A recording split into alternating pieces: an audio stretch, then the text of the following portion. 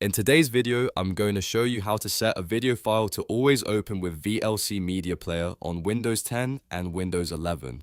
This is a super simple fix if your videos keep opening in the wrong app, and it's a great way to make VLC your default video player for everything you watch on your PC.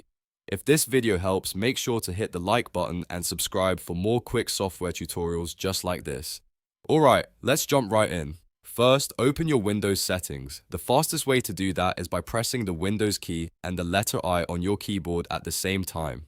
That opens the Settings app instantly. Once Settings is open, look at the menu on the left side and click on Apps. This is where Windows keeps all of your app-related settings, including default programs. From there, click on Default Apps. This section is where you can choose what program opens different file types on your computer. Now scroll down until you find Video Player. Depending on your current setup, Windows may already show a different app here by default. Click on the Video Player to change it.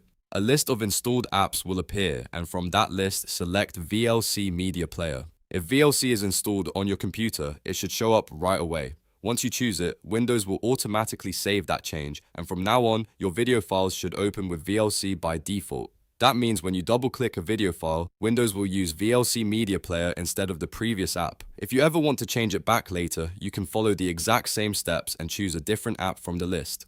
And that's it.